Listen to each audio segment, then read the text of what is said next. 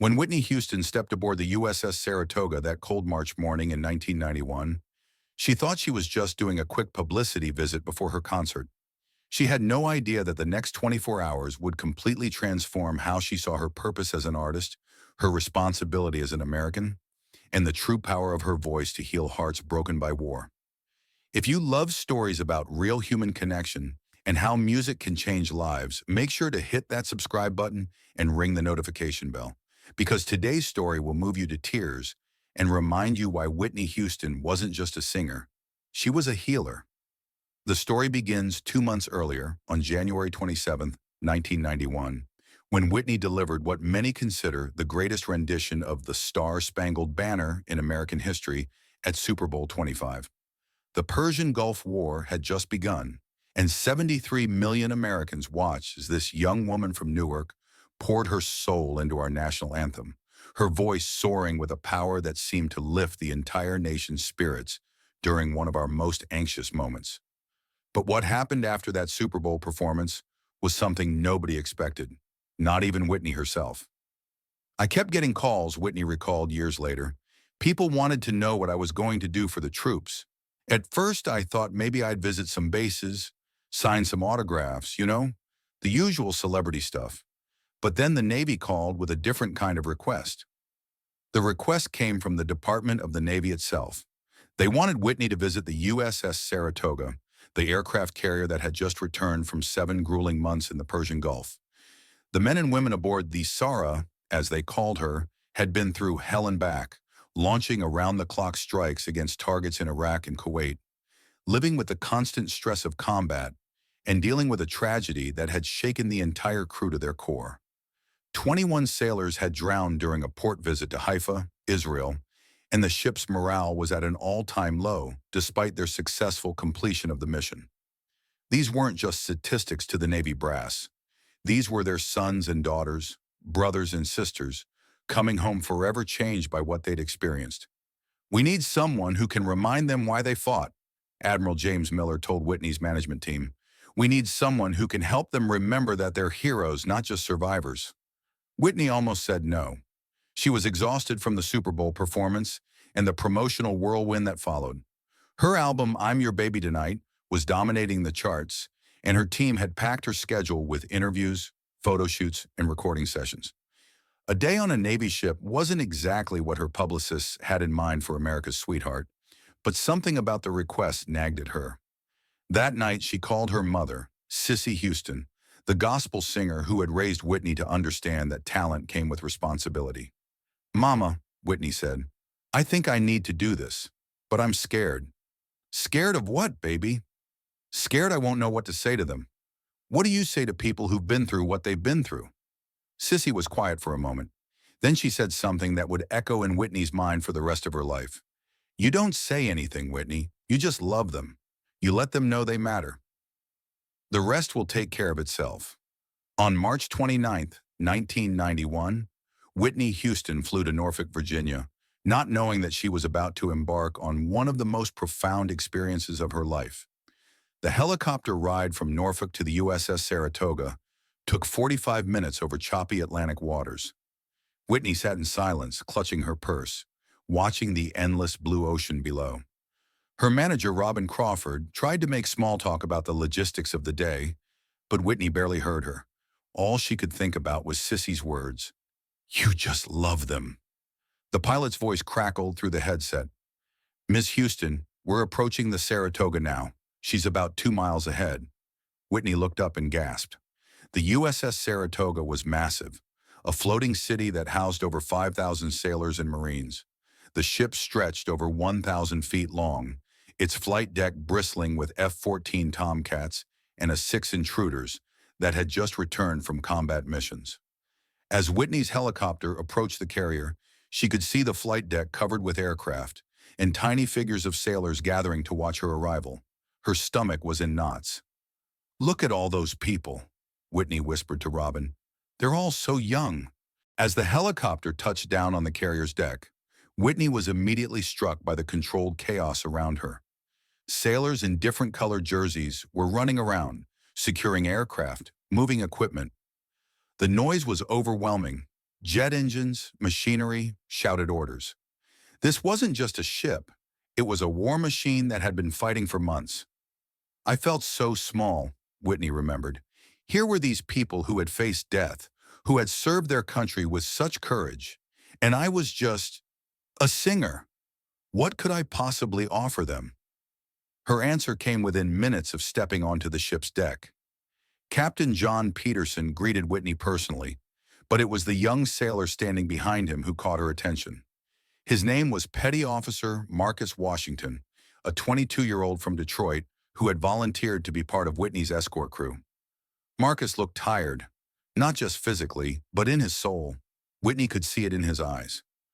"Ma'am," Marcus said, snapping to attention, "it's an honor to have you aboard the Sarah." Whitney smiled and extended her hand. "The honor's mine, and please call me Whitney." As they began the tour of the ship, Marcus was assigned to stay by Whitney's side, explaining the different areas and answering her questions. But as they walked through the maze of corridors, Whitney noticed that Marcus kept looking at a photograph he carried in his shirt pocket. "That's my daughter," Marcus said when he caught Whitney's curious glance. "Amber. She's 3. I haven't seen her in 8 months." Whitney stopped walking. "8 months? You've been away from your baby girl for 8 months?"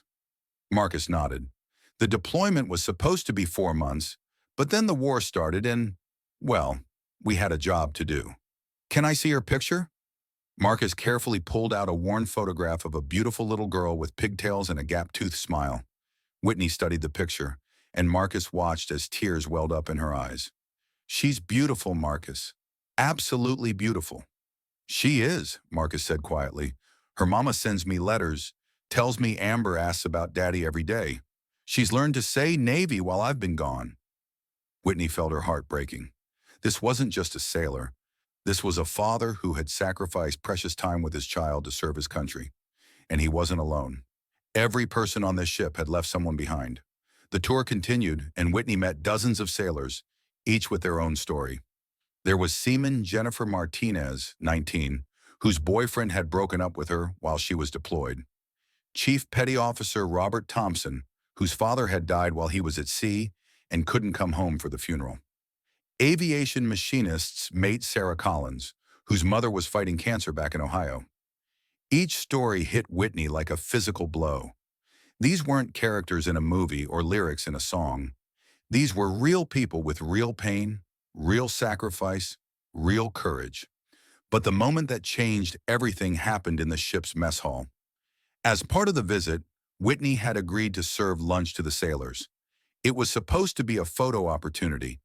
America's sweetheart dishing out mashed potatoes with a smile. But as Whitney stood behind the serving line, something magical began to happen. The galley was buzzing with nervous energy. Word had spread throughout the ship that Whitney Houston was actually serving chow, and sailors who had planned to skip lunch suddenly found themselves in line. The ship's cooks, led by Chief Petty Officer Maria Santos, had worked overtime to prepare the best meal they could manage with their limited supplies. "Ms. Houston," Chief Santos said as she handed Whitney a serving spoon, "most of these kids haven't had a home-cooked meal in 8 months. You being here, it's like their mama came to visit." The first sailor in line was a young woman who couldn't have been more than 20. Seaman recruit Lisa Chen from San Francisco, her name tag read. She looked exhausted, and when Whitney spooned food onto her tray, the girl looked up and whispered, "Thank you for coming. You have no idea how much this means to us." "What's your favorite song?" Whitney asked, surprising herself with the question. "Greatest Love of All," Lisa said immediately. "It got me through boot camp. When the drill sergeants were screaming and I wanted to quit, I'd hear your voice in my head, singing about believing in yourself." The next sailor was a grizzled veteran who had served in Vietnam. Petty Officer First Class James Rodriguez looked at Whitney and said, "My wife loves your music. She plays it every day, praying for us to come home safe. One moment in time. That's her favorite. She says it reminds her that this separation is just temporary." Behind him was aviation mechanic second class Tony Williams from Alabama, barely 19 years old. "Ma'am," he said shyly, could you sign something for my grandmother? She raised me and she's been so worried. She'd never believe Tony got to meet Whitney Houston." Whitney set down the serving spoon. "What's your grandmother's name?" Ruby, Ruby Williams. She's 83, and she's never missed church in 60 years. She prays for all of us boys every Sunday. Whitney grabbed a napkin and wrote, "To Ruby Williams, your grandson Tony is a hero. Thank you for raising such a fine young man. Love and prayers, Whitney Houston." Tony's eyes filled with tears as he read the message. "She's going to frame this," he whispered. One after another, they came through the line. Young faces and old faces, men and women, black and white, and everything in between. But they all had the same thing in their eyes: gratitude. Not for the food, but for the fact that someone cared enough to come see them, to acknowledge their sacrifice, to remind them that they weren't forgotten. Aviation electronics technician, second class Sarah Mitchell from Oregon told Whitney about missing her daughter's first day of kindergarten. Machinist's mate, third class. David Kim from Los Angeles talked about his father, a Korean War veteran who had told him to serve with honor. Hospital corpsman, second class Michael Thompson from Detroit shared how he'd used Whitney's music to comfort wounded sailors in the ship's medical bay. And that's when Whitney realized something that would change her entire approach to her career. Her voice wasn't just an instrument of entertainment. It was a bridge between human hearts. That evening, the ship's captain invited Whitney to address the crew in the ship's main hangar. Over 2,000 sailors gathered to hear from the woman who had sung their national anthem with such power just 2 months earlier. Whitney walked to the microphone, looked out at the sea of faces, and for a moment, forgot every speech her publicists had prepared for her. Instead, she spoke from her heart. "I came here today thinking I was going to do something nice for you," she began, her voice echoing through the hangar. "But you've done something much more important for me. You've shown me what service really means. You've shown me what sacrifice looks like. And you've reminded me why I have the privilege to stand here and sing." The hangar was completely silent, except for the low hum of the ship's engines. "I want to sing for you tonight," Whitney continued. "Not because it's what I'm supposed to do, but because it's what my heart is telling me to do. This is for every one of you and for every family member waiting for you at home." Without any backing music, without any fancy production, Whitney Houston began to sing "Greatest Love of All" in that steel hangar in the middle of the Atlantic Ocean. Her voice, pure and powerful, filled every corner of that space, and there wasn't a dry eye in the room. When she finished, the 2,000 sailors erupted in applause that lasted nearly 10 minutes. But more than the applause, Whitney would never forget the faces. Faces filled with hope, with pride, with the knowledge that someone back home understood what they had given. Captain Peterson approached Whitney after the performance. "Ms. Houston, I've been in the Navy for 30 years, and I've never seen anything like what you just did for my crew." "Thank you." But Whitney wasn't done. "Captain, I want to do more. What can I do?" That's when the captain told her about the Welcome Home Heroes concert idea that HBO had proposed. It was supposed to be a televised special to welcome troops back from the Gulf, but they hadn't found the right artist. Now they had. "I'll do it," Whitney said immediately, "but I want to make sure it's for them, not for me. Can you make sure the tickets go to the service members and their families?" "Absolutely," Captain Peterson replied. "We'll make sure of it." But Whitney's commitment went even deeper than anyone expected. Instead of just showing up to perform, she insisted on staying overnight on the USS Saratoga, sleeping in the same quarters as the female sailors, eating the same food, and truly experiencing what life was like for these service members. That night, lying in a narrow bunk surrounded by the sounds of a working aircraft carrier, Whitney couldn't sleep. She kept thinking about Marcus and his 3-year-old daughter, about the young seaman who thanked her for caring, about all the families that would be reunited in just a few days. The next morning, as Whitney prepared to leave the ship, Marcus approached her one final time.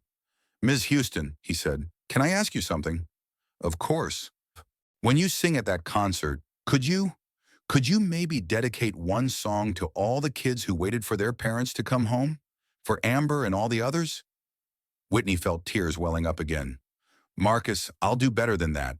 I'll dedicate the entire concert to them."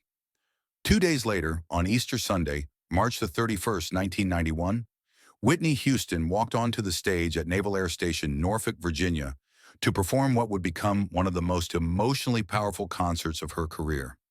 The hangar was packed with 3,500 service members and their families, with millions more watching on HBO. The stage was simple. No elaborate sets or pyrotechnics, just Whitney, her band, and a massive American flag as the backdrop. The atmosphere was electric, but different from her usual concerts. This wasn't about entertainment. This was about homecoming, about healing, about honoring sacrifice. Before the show, Whitney had insisted on meeting with families backstage. She spent time with Margaret Peterson, whose husband had been killed in action just 2 weeks before the ceasefire. Margaret had come to the concert with her two young sons, ages 5 and 7, because she wanted them to see that their father's sacrifice was honored. "He loved your music," Margaret told Whitney, tears in her eyes. "He had a cassette of your songs that he played every night before missions. It helped him stay calm." Whitney hugged Margaret tightly. "Tonight's for him," she whispered, "and for you and your boys." But this wasn't the Whitney Houston who had performed at the Super Bowl 2 months earlier. This was a woman transformed by her understanding of what her gift could really accomplish. The opening was unannounced. The lights dimmed, and Whitney appeared in a simple white dress, walking to the microphone without fanfare. The crowd fell silent, sensing something sacred was about to happen. She opened the concert, as she had promised, with the Star-Spangled Banner. But this version was different. It was slower, more reverent, filled with the weight of everything she had learned about sacrifice and service. Instead of the orchestral arrangement from the Super Bowl, this was accompanied only by a single piano. When she sang "The Land of the Free and the Home of the Brave," she was looking directly at the men and women who had made those words a reality. The applause lasted 5 minutes, but it wasn't the usual concert applause. It was respectful, emotional, almost like prayer. Whitney's set list had been carefully chosen. She performed "I Want to Dance with Somebody," transforming the upbeat party anthem into a celebration of life and joy after months of tension and fear. "How Will I Know" became a song about faith and hope. "Saving All My Love for You" was dedicated to all the military spouses who had waited faithfully for their partner's return. But the most powerful moment came during "One Moment in Time." As Whitney sang about dreaming of victory and glory, the giant screens around the hangar showed footage of the ship visits, of soldiers reuniting with families, of the USS Saratoga crew she had served alongside.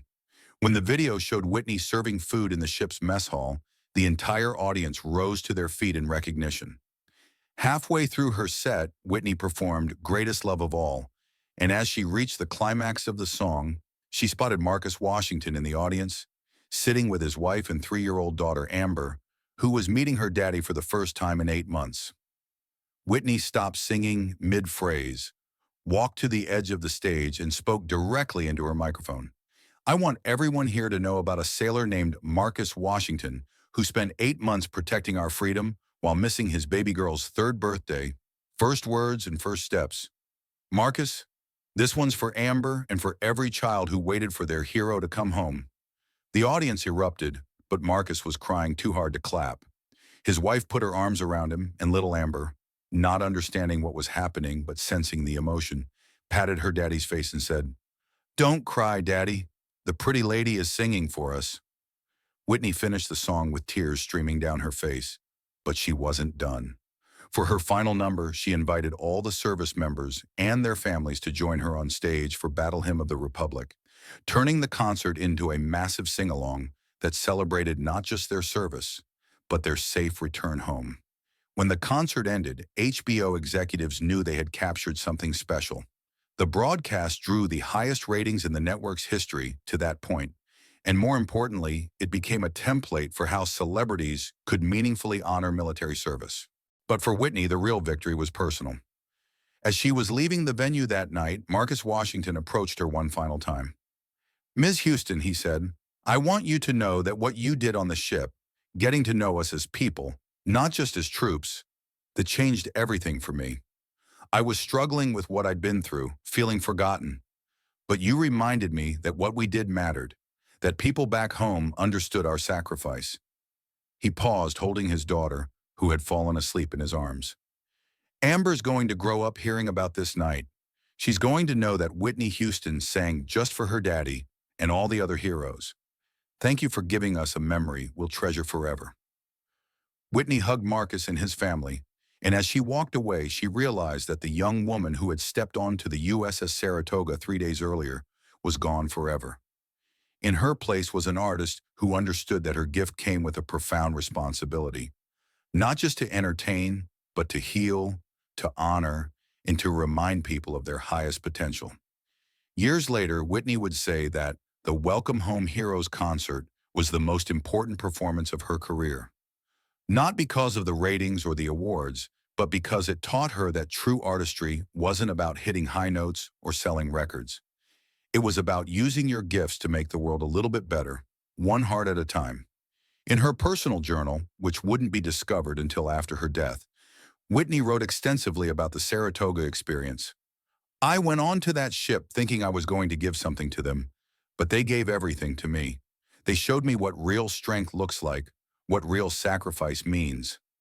Marcus and his little girl, Sarah, and her mother's battle with cancer, Tony and his grandmother, Ruby. These aren't just stories. These are the people who keep America safe while we sleep peacefully in our beds. She continued, I've sung for presidents and kings, in the finest concert halls and biggest stadiums in the world, but nothing, absolutely nothing, compared to standing in that ship's hangar and watching 2,000 sailors cry during greatest love of all. That's when I understood that God didn't give me this voice just to entertain people. He gave it to me to heal them. The experience fundamentally changed how Whitney approached her career. Her next album would include more songs about hope, family, and resilience. She began incorporating military tributes into every tour, often surprising audiences by bringing local service members on stage. Her writer for concerts started including a requirement that tickets be made available at no cost to military families at every venue. Bobby Brown, who married Whitney the following year, later said that she talked about the Saratoga and the Norfolk concert more than any other performance in her career. She kept that picture Tony gave her of his grandmother Ruby on her dressing room mirror at every show. Bobby recalled. She said it reminded her why she was really there. The USS Saratoga was decommissioned in 1994, but Whitney's connection to the military community continued throughout her life. She performed at military bases around the world, always insisting that the concerts be free for service members and their families. She established a scholarship fund for children of military families, and she never forgot the lesson that Marcus Washington and his shipmates had taught her about the difference between fame and purpose. When the September 11th attacks occurred in 2001, Whitney was among the first celebrities to volunteer her services for benefit concerts.